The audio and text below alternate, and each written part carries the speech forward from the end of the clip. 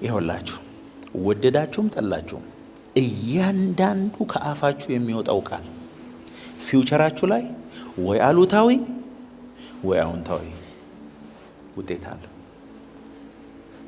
እንደፈለክ የምትናገረው ቃል ወይ ፊውቸርን ዲስትሮይ እያረክ ነው ወይ ፊውቸርን እየሰራ ነው ያለው። ዝም የሚሉ ሰዎች እግዚአብሔር ይባርካቸው፣ የተባረኩ ናቸው።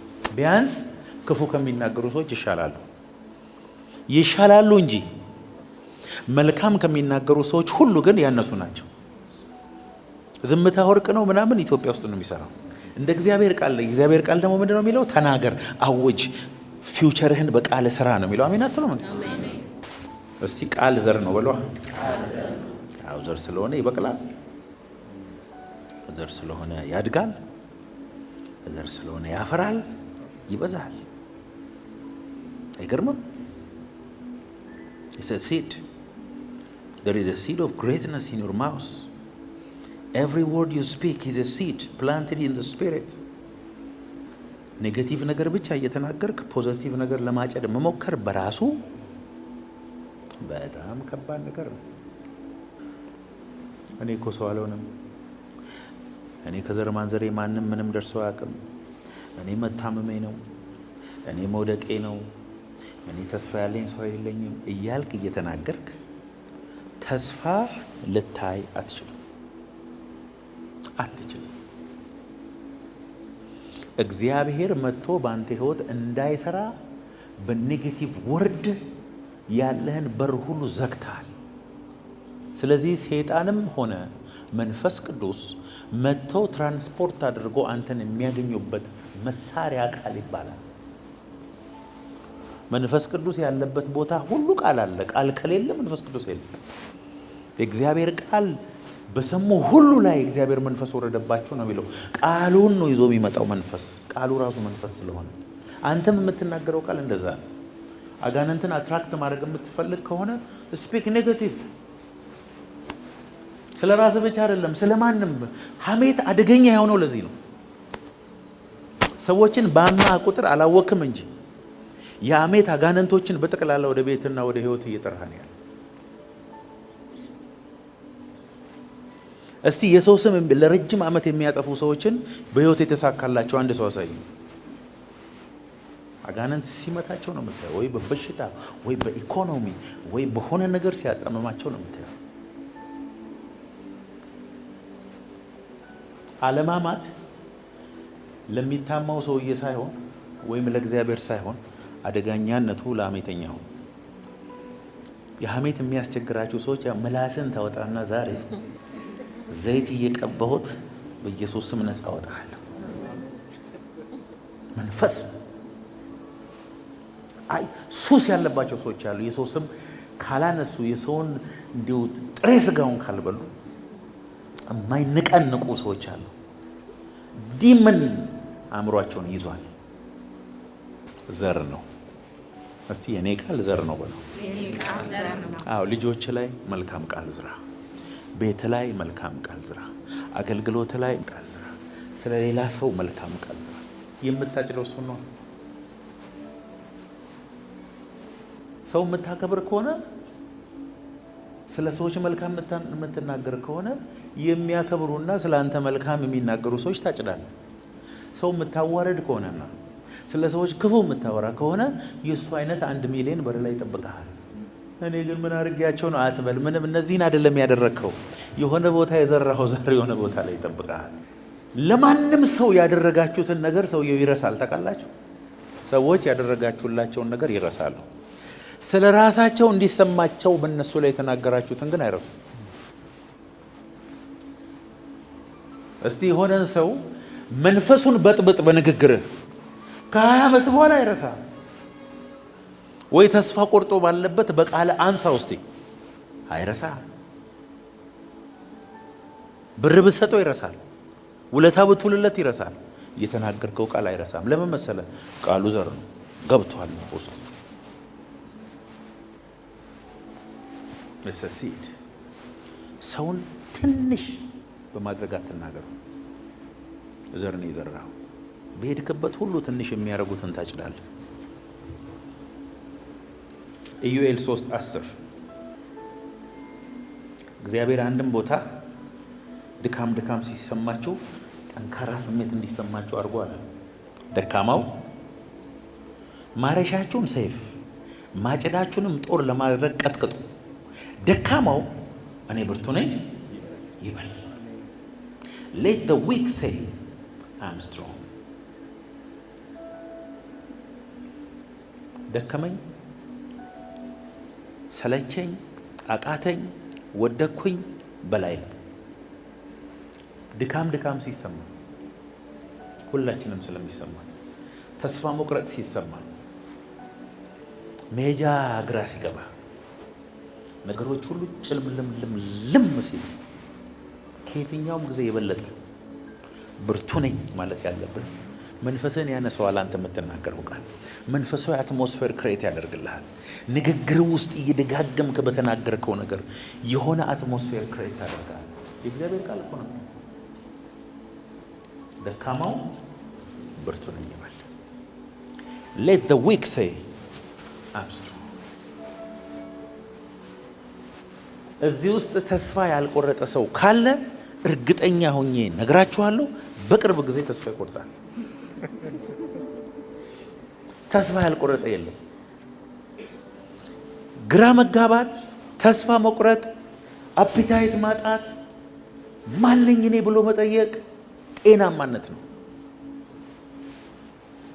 እንደሱ አይነት ስሜት የማይሰማህና ሁል ጊዜ በቃ የተረጋጋ ነገር የምትኖር ከሆነ ጤናማ አይደለም። something is wrong። ይጨላልምብናል። በእግዚአብሔር ላይ ጥያቄ፣ በራሳችን ላይ ጥያቄ፣ በማንነታችን ጥያቄ፣ በሀገራችን ጥያቄ ይመጣብናል። እንደሱ የተሰማ ከሆነ በህይወት አለ ማለት ነው። የሞተ ሰው ብቻ ነው እንደሱ አይነት ስሜት የማይሰማው። እግዚአብሔር ግን ምን አለ? ሲጨላልምብህ፣ ስትደከም፣ ነገሮች ሁሉ ቁልፍልፍ ሲሉ እዛው ቁጭ በልና ቆዝም አላለም። ብርቱ ነኝ ማለት አሜን። ኦፖዚት ቱ ዩር ፊሊንግ። ይኸውላችሁ እኛ ስሜታችንን አይደለንም በመስማት በማየት በማሽተት በመቅመስ ውስጥ ባለች አጭር ጠባብ ነገር ውስጥ ያለን ሰዎች አይደለንም። እኛ መንፈሳዊ ፍጥረታት ነን። አሜን በሉ። ህይወት ደግሞ መንፈሳዊ ነው። መንፈሳዊ ዓለም ደግሞ ኦፕሬት የሚያደርገው በቃል ነው። ስለዚህ የእግዚአብሔርን ቃል በነገርህ ላይ በኃይል ድምፅህን ከፍ አድርገህ መናገር ስትጀምር ይሄ ያለውን ነባራዊ ሪያሊቲን በእግዚአብሔር ሪያሊቲ ተቀይረዋል። አሜን።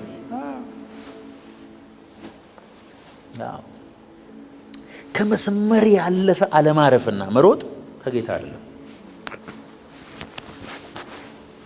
ገባኝ አንድ ነገር። ኢየሱስ ጌታዬ ነው ማለት ምን ማለት እንደሆነ ታውቃላችሁ? እምበላው ነገር ያገባዋል ማለት ነው። እምለብሰው ነገር ያገባዋል። እኔን አይደለም የሚያገባኝ፣ እሱን ነው የሚያገባው። ጌታዬ ነው። እኔ እሱን የኔ ጌታ ማድረግ ነው የሚያገባኝ።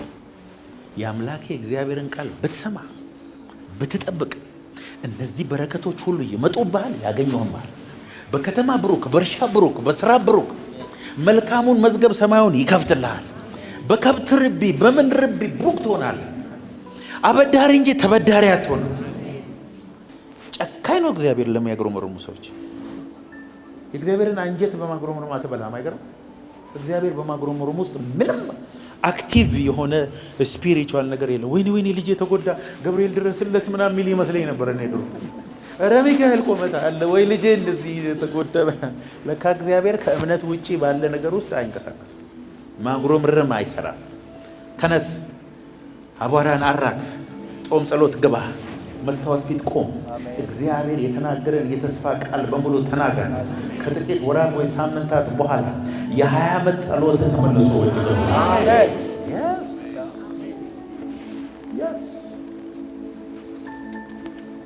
ዛሬ እየኖራችሁ ያለው ኑሮ ከ5 ዓመት ከ4 ዓመት ከ1 ዓመት በፊት ኮንፌስ ስታደርጉ የነበረው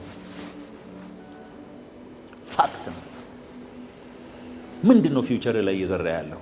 ትዳር ላይ እየዘራ ያለው፣ አገልግሎት ላይ እየዘራ ያለው፣ ፋይናንስ ላይ እየዘራ ያለው፣ መንገድ ላይ እርግማን ነው? በረከት ነው? ብርሃን ነው? ምን እያስቀመጥክ ነው?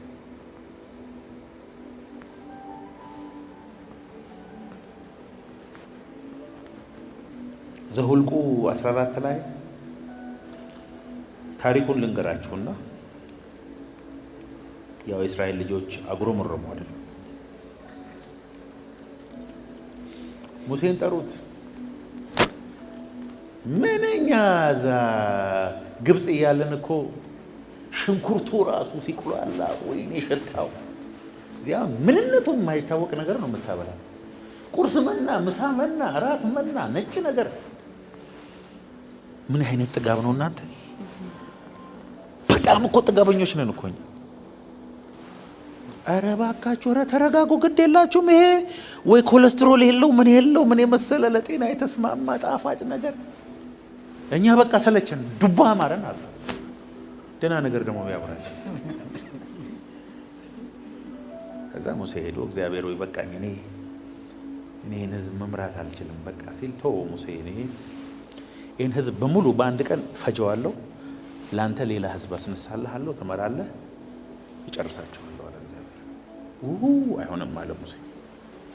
እግዚአብሔር ከግብፅ አገር አውጥቶ ምድረ በዳ ላይ ገደላቸው ተብሎ ለስም ጥሩ አይደለም እግዚአብሔር። አሁን ባይሆን አንድ ነገር እናድርግ፣ የኔን ስም ከህይወት መዝገብ ሰርዘውና እነሱን አደነልኛል። እንደ ሙሴ አይነት ትሁት ሰው አልነበረም ነው የሚለው ጌታ። በቃ እኔ ልጥፋና እነሱ ይዳሉ። በቃ ለህዝቡ ሄድና ነገ ጠዋት በአፍንጫችሁ እስኪወጣ ድረስ ስጋ በላቸዋለሁ በላቸው። ጌታዊ ተሳስተሃል አለው። ኖ ቁጥራቸውን 6 ሚሊዮን ህዝብ ስንት በሬ ልታርድ ነው? እግዚአብሔር ሆይ እንዴት አድርጎ ስጋ ይበላል? ሙሴ እኔ እግዚአብሔር ተናግሬ ያለው ለአንድ ቀን አይደለም ለአንድ ወር በአፍንጫቸው እስኪወጣ ድረስ በየቀኑ ስጋ ይበላሉ ነገራቸው አለ።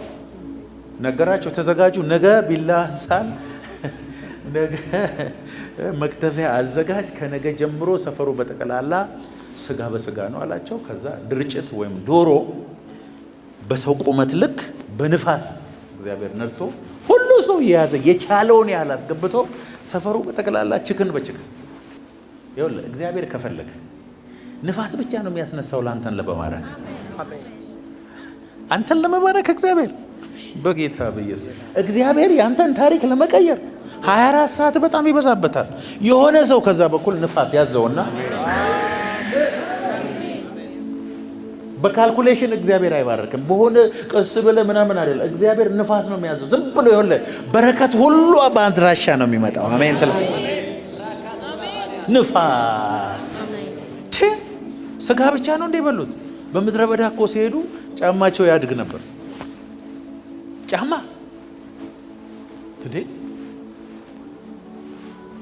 ህፃን የነበረ ልጅ ከዛ ሲወጣ 40 ዓመት ሙሉ ነው ምድረ በዳ ይኖሩ። 10 ቁጥር ጫማ አድርጎ የወጣው ሰውዬ ምድረ በዳ ውስጥ 43 ቁጥር ሆኖ ጫማ አልቀየረም። ጫማ ያድጋል። ስሞል ሳይዝ አድርጎ የወጣ ልብስ ኤክሴል ነው የሚሆንለት እዛው፣ ያውም ኳሊቲው እየጨመረ ልብስ ያሳድግ ነበር። እግዚአብሔር ቅብጠት ኦራ ባህዳላ እግዚአብሔር አንተን ለመባረክ ችግር የለብህ። የለበስከው ልብስ ራሱ በሰው ዘንድ ሞገስ እንዲኖር ያደርግልሃል።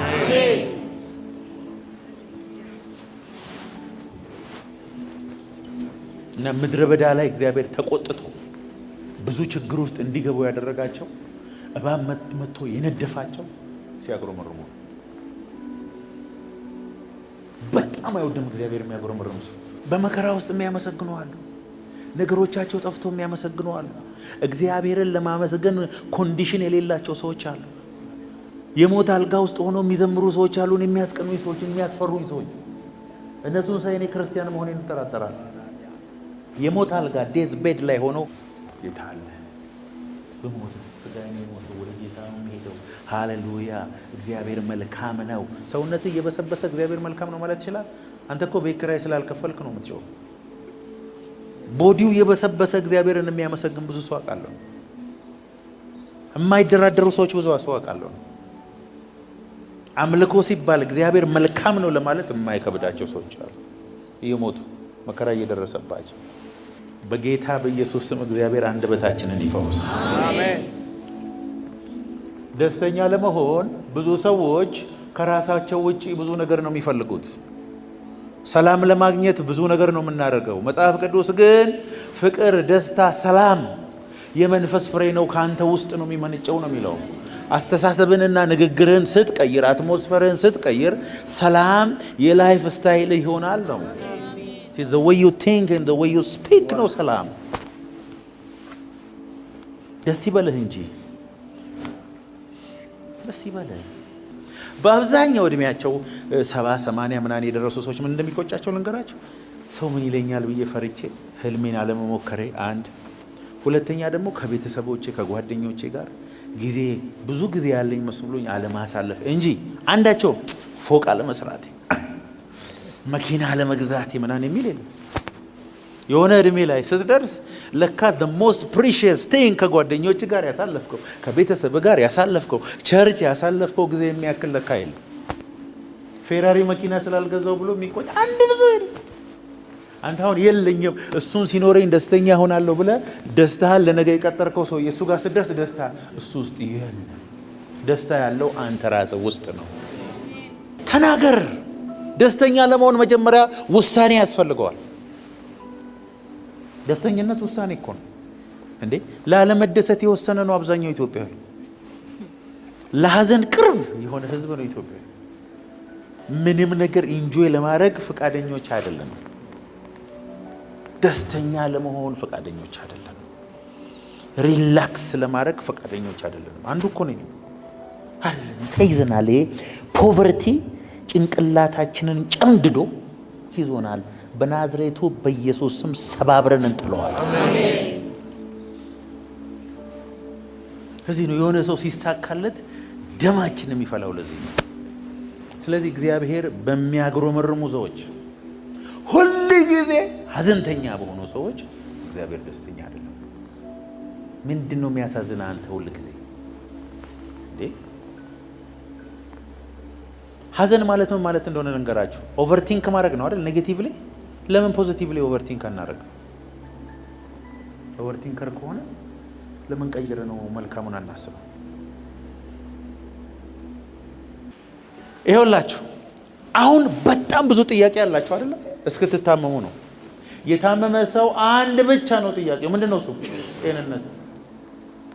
አንተ ግን ጤንነቱን ይዘህ፣ ጥርሱን ይዘህ፣ በሳምባ ውስጥ አየር ይዘህ፣ እግር እየተራመደ፣ አይነ እያየ ለመደሰት ከዚህ በላይ ምንም የሚያስፈልግ?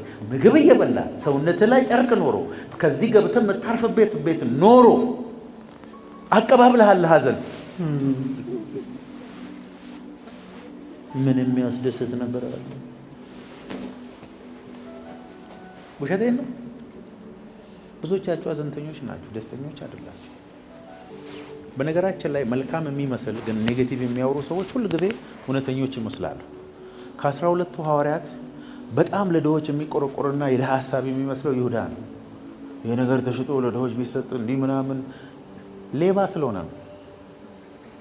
ብዙ ጊዜ የእግዚአብሔር ቤት ውስጥ አዛኝ የሚመስሉ የእግዚአብሔር ስራ እንዳይሰራ የሚያደርጉ በንግግራቸው ሰዎችን ክሪፕል የሚያደርጉ ሰዎች አሉ። ይሄን መንፈስ በኢየሱስ ስም እንገለብጠው። አሁን ደግሞ አየሩ ላይ ከፍታን የሚያውጁ፣ ቅባትን የሚያውጁ፣ ፈውስን የሚያውጁ በቃ ንግግርህን፣ ሐሳብህን፣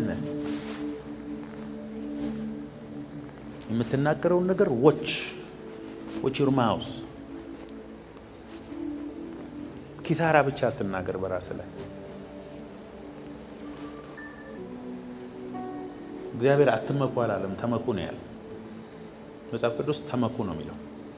የሚመካ ይመካ ነው እንጂ አይመካ አይልም። በቃሉ መመካት ትችላለህ። በእግዚአብሔር መመካት ትችላለህ። እግዚአብሔር ነገ በሚያደርግልህ ነገር መመካት ትችላለህ። በሱ መወራረድ ትችላለህ። ንጉሥ ሆይ እግዚአብሔር ከዚህ ከሚነደው እሳት ሊያድነን ይችላል።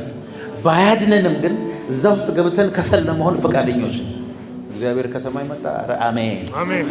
በቃ ውድቀት አታውሩ፣ ሐሜት አታውሩ፣ ለአጋንንት በር አትሁኑ። ለቸርች ያልታመን ከሆን ሌላ ቸርች እንድትመራ ይሰጣል እግዚአብሔር? አይሰጥም። ቤተሰብን የምታማ እግዚአብሔር ትልቅ ቅባት አይሰጥም? እናንተን እስቲ አንድ ነገር ልንገራችሁ። የሆነን ሰው ሄዳችሁ እንትና የሚባል ሰው እንዴት ነው እሱ ሰውዬ ምናምን ብላችሁ ስለ እሱ ሰውዬ ፖዚቲቭ ዝም ብሎ ከተናገረ ይህን ሰውዬ አታምኑትም? ታምኑታላችሁ? ምን አይነት ሰው ነው? ሰው በሌለበት ስለ ሰው ጥሩ የሚያወራ ይሄን ሰው ወዳጄ ነው የማደርገው ነው።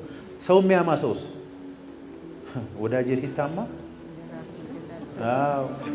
ሐሜተኛ ሰው ይኸውልህ ነገ አንተን ዲስትሮይ የሚያደርግ ሰው ስለሆነ በከፍተኛ ፍጥነት ከዛ ሰው መጥፋት ነው ያለብን። በቃ ላይፍ ስታይሉ ነው። አንተን ገና ካየህ በ10 ደቂቃ ውስጥ ከሱ ጋር ስንት ዓመት የኖረውን ሰውዬ እንዲህ ለማረድ ፈቃደኛ የሆነ ሰው አንተንማ ይገላል። ሽሽ። እኔ ቢሮ መጥቶ ሐሜት የነገረኝ ሰው ሁለተኛ ቢሮ አይገባም። ጂሰስ ኔም። ለሐሜት ከመጣችሁ ድጋሚ እንደማትገቡ እርግጠኛ ሆኜ ልንገራለሁ። ፖዚቲቭ ቃል የሚናገር ሰው ነው የምፈልገው። ኢንካሬጅ የሚያደርግ ሰው ነው የምፈልገው። ቅባት የሚፈልግ ሰው ነው የምፈልገው። ስለዚህ የተስፋውን ቃል የሰጠው የታመነ ነውና እንዳይነቃነቅ የተስፋችንን ኮንፌሽን እንጠብቀው፣ እንናገረው፣ ኮንፌስ እናድርገው። መጀመሪያ የጀመርነውን አንልቀቀው። ይሄ ነው እንግዲህ ስለ ኮንፌሽን። ያቺን ሴትዮ ምን አላት? ሂጂና ጋኖቹን በጠቅላላ ሰብስቢና በሩን ከኋላሽ ዝጊና አርጊ አላት። አሁን ሞላ። ልክ እንስራው ሲያልቅ ዘይቱ ቆመ አይደል? ደስታና ሐዘን ነው የሚቀላቀልባት። ደስታው እዳዋ ተከፈለ፣ በሽበሽ ሆነ። ሐዘኑ ግን ምን ሆኜ ነው በርሜሉን ቦቴውን ምኑን መሰብሰብ ስችል ወይኔ ማለት አይቀርም። አብዛኛው ኢትዮጵያዊ እንደሱ ነው። በኢየሱስ ስም ጭንቅላታችሁ ውስጥ ያለ ሊሚቴሽን እዚህ ውስጥ የተቀመጠ መስታወት መዶሻውን ይዤ ሰብሬዋለሁ። ዶንት ሊሚት ጋድ። እግዚአብሔርን አታሳንሰው። በዚህ ምድር ላይ ትልቅ ስራ የሰሩ ሰዎች፣ ትልቅ ቦታ የደረሱ ሰዎች ካንተ በምንም አይሻሉ። ከተሻሉ የሊሚቴሽን ጣሪያውን ነቅለው ጥለውታል። አለቀ።